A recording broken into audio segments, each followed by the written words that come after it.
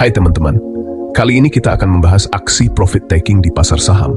Kalian tahu nggak sih, terkadang saham-saham bagus juga bisa turun harganya?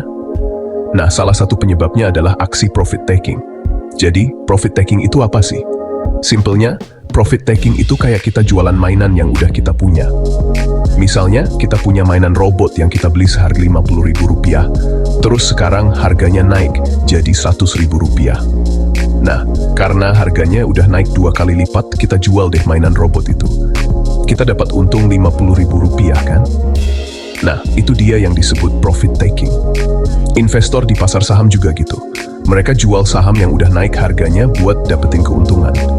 Biasanya sih, aksi jual kayak gini wajar-wajar aja. Apalagi kalau harga sahamnya udah naik tinggi banget.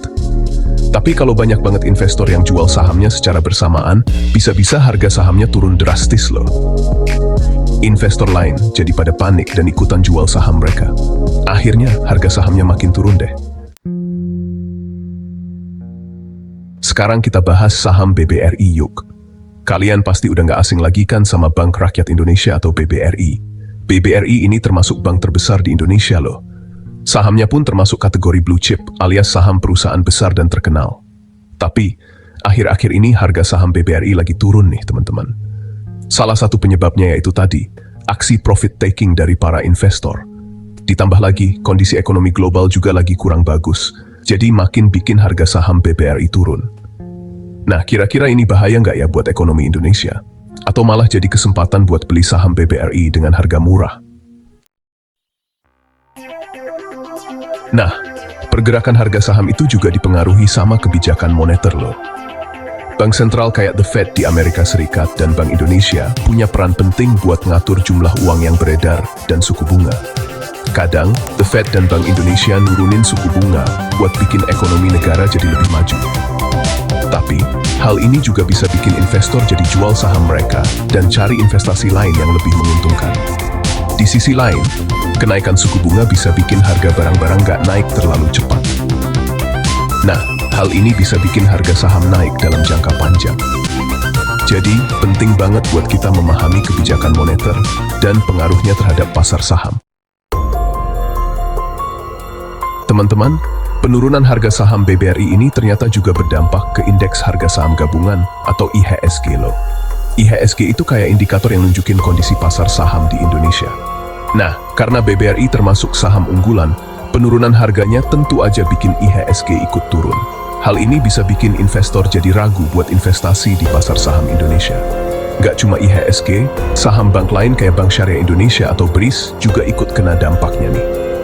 Investor jadi lebih hati-hati dalam berinvestasi di tengah kondisi pasar yang lagi nggak menentu. Naik turun harga saham itu wajar banget terjadi di pasar saham.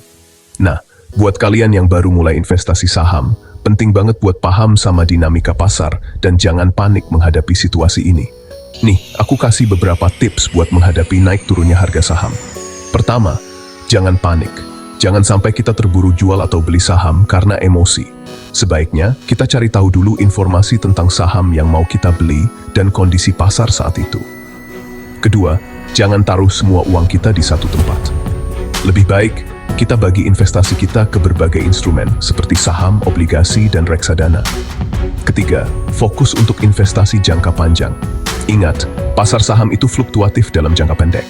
Jadi, jangan tergoda untuk jual saham saat harganya turun sedikit. Keempat, cari informasi yang terpercaya. Jangan mudah percaya sama berita bohong dan spekulasi yang nggak jelas. Gunakan sumber informasi yang terpercaya dan konsultasikan dengan penasihat keuangan jika diperlukan. Penurunan harga saham BBRI dan IHSG memang bikin khawatir.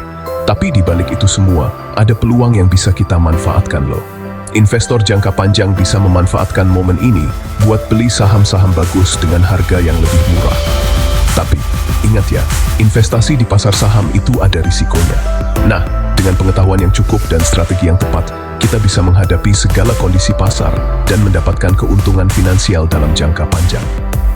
Semangat terus belajar investasinya.